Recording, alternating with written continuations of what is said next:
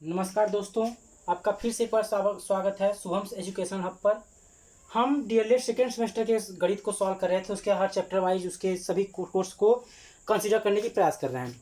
तो उसी कड़ी में आज रेखीय समीकरण, कल हमने समीकरण और समीकरण के बारे में बात कर लिया था, तो आज रेखीय समीकरण जिसमें एक चर के समीकरण का हम हल पता करेंगे। तो उससे पहले हम जानेंगे ना कि रेखीय समीकरण होता क्या है। तो रेखीय समीकरण क्या कहेंगे, परिभाषा देख सुनेंगे। ऐसा समानता सूचक बीजीय कथन जिसमें प्रत्येक चर की घात एक हो। ऐसा समानता सूचक बीजीय कथन जिसमें प्रत्येक चर की घात एक हो रेखीय समीकरण कहलाता है। जैसे कोई एक समीकरण रहता 2x प्लस 3y बराबर 5, तो देखिए इसमें भी घात एक है, इसमें भी चर की घात एक है, तो हमारा क्या हो जाएगा, ये रेखीय समीकरण हो जाएगा। परंतु यही रहता 2x स्क्वायर प्लस 3 बराबर y, तो देखिए यहाँ पे एक तो था, इसके घात एक तो था, परंतु यहाँ पे दो हो जा रहा है, इसलिए हमारा क्या है, ये रेखीय समीकरण नहीं है। दो हो जाने के कारण ये हमारा रेखीय समीकरण नहीं है। तो रेखीय समीकरण किसे कहते हैं, जिसके प्रत्येक चर राशि, जिसमें प्रत्येक चर राशियों में उसका जो घात होगा एक होगा, वो रेखीय समीकरण कहलाता है। रेखीय समीकरण कुछ प्रॉपर्टीज हैं। क्या प्रॉपर्टी है कि रेखीय समीकरण के दोनों पक्षों में किसी समान संख्या का जोड़ दें तो समीकरण के मान में कोई परिवर्तन नहीं होगा। किसी समीकरण के दोनों पक्षों से समान संख्या को घटा दें तो समीकरण के मान में कोई परिवर्तन नहीं होगा। उसी तरीके से किसी समीकरण के दोनों पक्षों में किसी समान संख्या से गुणा कर दें तो समीकरण के मान में कोई परिवर्तन नहीं होगा। उसी तरीके से उस समीकरण में किसी समान संख्या से भाग कर दे दोनों पक्षों में तो उस समीकरण के मान में कोई परिवर्तन नहीं होगा। जैसे हम एक ही समीकरण में चारों को नियम अप्लाई करके करने की कोशिश करते हैं। चलिए दो समीकरण में आएगा, कर लेंगे फॉलो। जैसे रहता हमारा 2x प्लस 3 बराबर 2x प्लस 3 बराबर 8। क्या होता, 2x प्लस 3 बराबर 8। तो हमको इधर से 3 गायब करना है ना, तो दोनों पक्षों में 3 घटा दे, दोनों पक्षों में 3 घटा दे। लीजिए दोनों पक्षों में 3 घटा दिया, दोनों पक्षों में 3 घटा दिया, तो जाएगा 2x, ये हो जाएगा 0 बराबर 8 में 3 गया 5। अब देखिए क्या कह रहा है। अच्छा यहाँ पे कुछ ऐसा मिलता है कि कड़िया है, ये 7 ले रहे हैं। क्या ले रहे हैं, 7। तो 7 माइनस 3 बराबर 4। अब देखिए दो के साथ x के साथ 2 गुणा में है, तो हम दोनों पक्षों में क्या कर लेते हैं, 2 से भाग कर देते हैं। तो देखिए 2 से 2 कट गया, 2 दूना 4, तो x बराबर 2 आ गया। ये कहलाती है समीकरण हल करने की विलोपन विधि। विलोप कर देना, गायब कर देना। तो देखिए चीज तो वही है, पक्षांतर विधि ही है। देखिए अगर 3 को इधर लाते तो -3 होता ना, 3 को इस तरह लाते तो -3 होता, और 2 गुणा में इधर लाते तो भाग में आता तो कट जाता। ठीक, ये विलोपन विधि हुआ। अगर प्लस में कोई संख्या है, देखिए इसी कोई समीकरण होता, मान लीजिए 5x माइनस 2 बराबर दे देता 17। ठीक, तो हम क्या करते, ये माइनस में ना, तो दोनों पक्षों में 2 2 जोड़ देते, दोनों पक्षों में 2 2 जोड़ देते। -2 प्लस 2 बराबर 17 प्लस 2, दोनों में 2 2 जोड़ा, कोई मत परिवर्तन नहीं, ये खत्म हो जाएगा। बचेगा 5x बराबर, यहाँ पे 13 लिखते ना, 13, तो 5x बराबर 13 2 15। सवाल में 13 कर लेते हैं, कटने लायक कुछ कटने समझ में आए।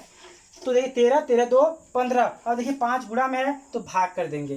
क्या कर देंगे, भाग में, तो 5x बट्टे 5 बराबर 15/5, 5 से 5 कट गया, x बराबर 5 3 15, तो x का मान कितना आ गया, 3 आ गया।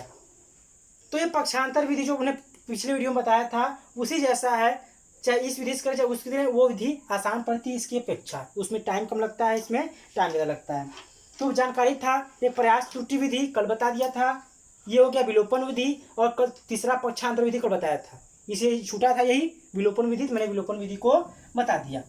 अब आते हैं इससे संबंधित कुछ सवालों पर, सवालों को कुछ कंसिडर कर लेते हैं, और इसके अंदर कुछ है नहीं, देखिए सवाल ले लेते हैं। चलिए सवाल क्या था, करा समीकरण x प्लस 8 बराबर 19 को हल कीजिए तथा उत्तर की जांच कीजिए। तो हम क्या करते हैं, x बराबर 19 माइनस 8 प्लस इधर आएगा तो माइनस में, तो x बराबर 19 में से 8 गया 11, तो हमारा x का क्या मान आ गया 11। और इसी को कहते हैं समीकरण का हल। इसे क्या कहते हैं, समीकरण का हल। और समीकरण के हल को कहते हैं समीकरण का मूल। ठीक, समीकरण के हल को क्या कहते हैं, समीकरण का मूल, समीकरण का मूल। ठीक, तो अब देखिए उत्तर की जांच करने के लिए x का मान रख देंगे। उत्तर की जांच, उत्तर की जांच कैसे करेंगे, x प्लस 8 बराबर 19 है, तो 11 प्लस 8 बराबर 19 है, तो 19 बराबर 19। देखिए यहाँ पे हमारा दायां पक्ष बायां पक्ष बराबर दायां पक्ष आ गया, और इसलिए हमारा यहाँ क्या हो गया, ये हेंस प्रूव्ड हो गया, उत्तर की जांच हो गई। ठीक, ये उत्तर जांच करने का तरीका है। समीकरण को हल करते हैं, उसका मूल ज्ञात करते हैं, हल ज्ञात करते हैं, और चर राशियों की जगह उसका मान रख देते हैं। अब देखते हैं, कुछ सवाल दिया गया है। एक बहुत अच्छा सवाल है, बड़ा थोड़ा सवाल है, उसको समझेंगे। सवाल हम पढ़ लेते हैं, लिखने की जरूरत नहीं है, हम आपको समझा देंगे क्या है सवाल में है। देखिए, कह रहा है कि एक गांव के निवासियों ने अपने गांव में 102 पौधे लगाए। कितने पौधे लगाए, पौधे कितने लगाए, 102 पौधे लगाए। ठीक है, फिर करा इनमें से कुछ आम के तथा कुछ अमरूद के हैं। करा कुछ आम के हैं और अमरूद के हैं, आम भी हैं और अमरूद भी है। ठीक है, चलिए लगा लिए हमने। फिर क्या कह रहा है, अमरूद के पौधों की संख्या आम के पौधों की संख्या से 3 गुने से 2 अधिक है। चलिए हम प्रश्नानुसार कर देते हैं। अब प्रश्नानुसार क्या कर रहा है, या पहले आप मान लें कि माना, यहाँ मान लेंगे क्या, माना अमरूद की संख्या x है, अमरूद की संख्या x है, इसलिए आम की संख्या कितनी हो जाएगी, आम की संख्या कितनी हो जाएगी। तो प्रश्न में बोल रहा है, नहीं, यहाँ देखिए कह रहा है कि अमरूद के पेड़ की संख्या आम के पौधों की संख्या ना, तो यहाँ पे हम आम मानेंगे, क्योंकि यह आम के पौधे के सापेक्ष कर रहा है, तो आम के पौधों की संख्या, आम की संख्या, तो यहाँ अमरूद की संख्या हो जाएगा। कह रहा है कि अमरूद की संख्या जो है वो आम की संख्या की क्या है, 3 गुने से 2 अधिक है। कह रहा है अमरूद की पौधों की संख्या आम के पौधों की संख्या से 3 गुने से 2 अधिक है, यानी किसके 3 गुने से 2 अधिक है ना। आम की संख्या x है, तो अमरूद की संख्या इसकी 3 गुने से 2 अधिक है। तो प्रश्नानुसार अगर हम आम को जोड़ दें और अमरूद को जोड़ दें तो टोटल कुल पौधे आ जाएंगे, है ना। 2 ही तो पौधे लगाए गए आम और अमरूद के, और कुल कितने लगाए गए, 102 लगाए गए। तो इसको हल कर देते हैं हम, x प्लस 3x प्लस 2 बराबर 102, तो हो जाएगा 3 एक 4x हो जाएगा बराबर 2, उधर माइनस जाएगा, 102 माइनस 2 तो हो जाएगा 4x बराबर 100, और तो x बराबर 100 और गुणा में आएगा 4 भाग में, तो x बराबर काट देंगे तो आएगा 25। कितना आ गया, 25 आ गया। तो प्रश्न पूछ रहा था कि दोनों की संख्या अलग अलग ज्ञात कीजिए। देखिए x था आम का, तो आम कितना हो जाएगा, x का मान कितना आ गया है, 25 है। अगर देखिए आम 25 आ गया तो अमरूद की संख्या कितनी थी, अमरूद की कितनी थी, अमरूद थी 3x प्लस 2, और 3 गुणे और x का मान 25 आया है प्लस 2, 25 क्या है 75 प्लस 2 हो जाएगा 77 पौधा। अमरूद के कितने पौधे, 77 पौधे, और आम के 25 पौधा। ठीक है, चलिए अब आगे कुछ सवाल देखते हैं। कह रहा है x/2 माइनस 1 बराबर 2, x/2 माइनस 1 बराबर 2 में x का मान ज्ञात कीजिए। क्या है, x/2 माइनस 1 बराबर 2 में x का मान ज्ञात कीजिए। तो हम क्या करेंगे, x/2 ये माइनस में हो जाएगा तो प्लस में, ठीक। तो x बट्टे 2 कितना जाएगा 3। तो 2 देखिए क्या है भाग में है तो हो जाएगा तो गुणा में 3 गुणे 2 तो x बराबर कितना आ गया 6। x बराबर कितना आ गया 6। ठीक, अब इस तरीके से कुछ इबारती प्रश्न देखते हैं। इबारती मतलब क्या होते हैं, जो शब्दों में पूछे जाते हैं, शाब्दिक प्रश्न पूछे जाते हैं। तो ऐसा देखते हैं, करा एक समद्विबाहु त्रिभुज के शीर्ष कोण प्रत्येक आधार कोण का दोगुना है। देखिए समद्विबाहु त्रिभुज क्या होता है, समद्विबाहु त्रिभुज की खासियत क्या होती है, जिसके दो साइड्स बराबर हों, यानी कि ये बराबर ये कर लिया, ये बराबर ये कर लिया। कह रहा है इसका शीर्ष कोण, तो इसका शीर्ष ये होगा, शीर्ष क्या होगा ये होगा। इसका जो शीर्ष कोण है प्रत्येक आधार कोण का दोगुना है।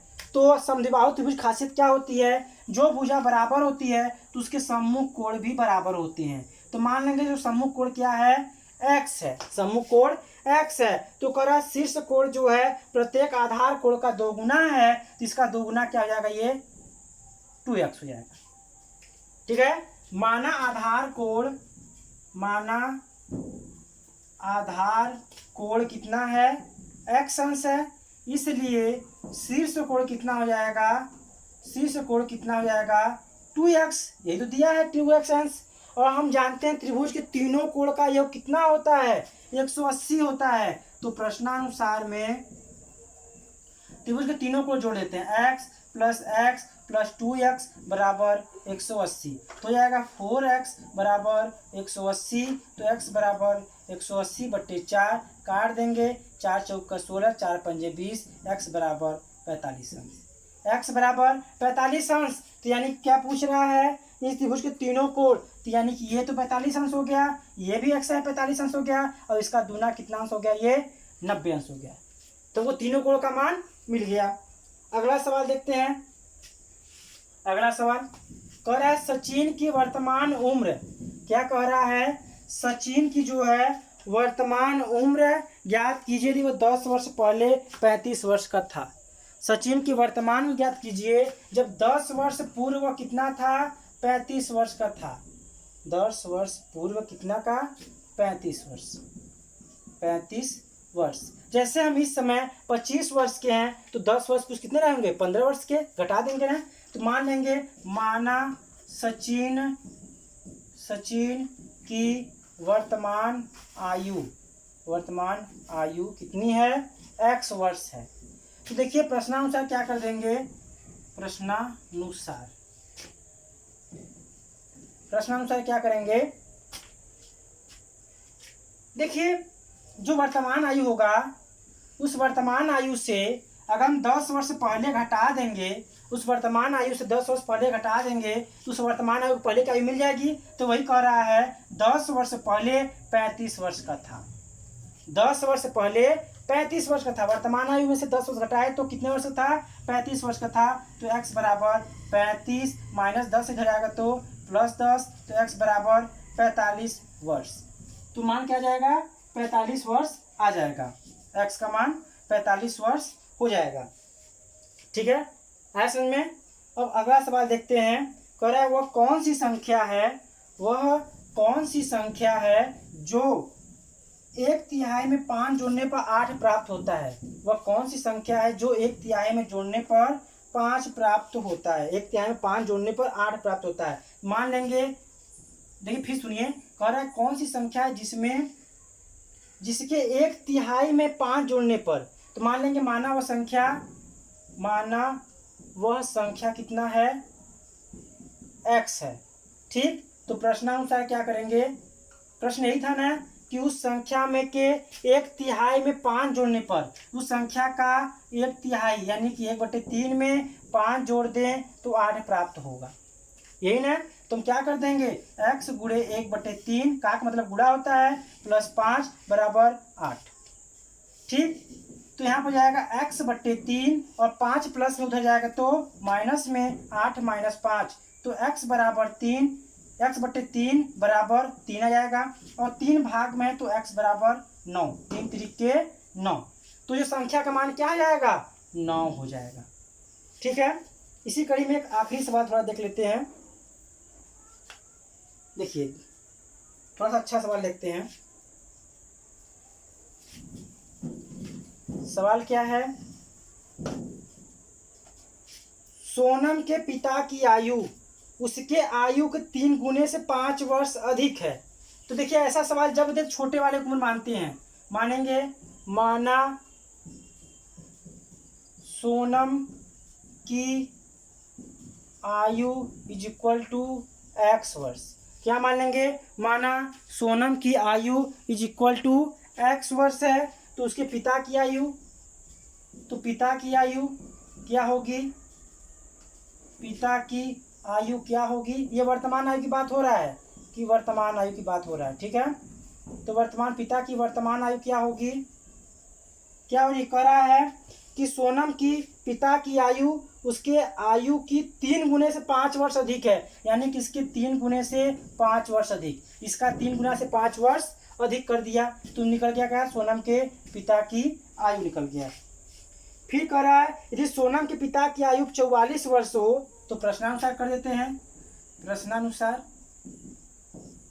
सोनम के पिता की आयु क्या है, 3x + 5 है, और इसी का मान दिया है हमको, पिता की आयु तो दिया है, तुम क्या कर लेंगे 3x = 44 - 5, तो जाएगा 3x = 44 में 5 हो जाएगा तो 39 आएगा, और x = 39/3, तो जाएगा x = 13। तो पूछ रहा है कि सोनम की वर्तमान आयु कितनी थी, तो देखिए सोनम की आयु ने x ही तो माना था, तो कितनी हो जाएगी 13 वर्ष। इस तरीके से हमारा एक पदीय जो व्यंजक थे, एक चर राशि वाले रेखीय समीकरण थे, उससे संबंधित सवाल सॉल्व करा दिए गए। अब हम अगले चैप्टर में अगले इकाई के साथ मिलेंगे, तब तक के लिए धन्यवाद।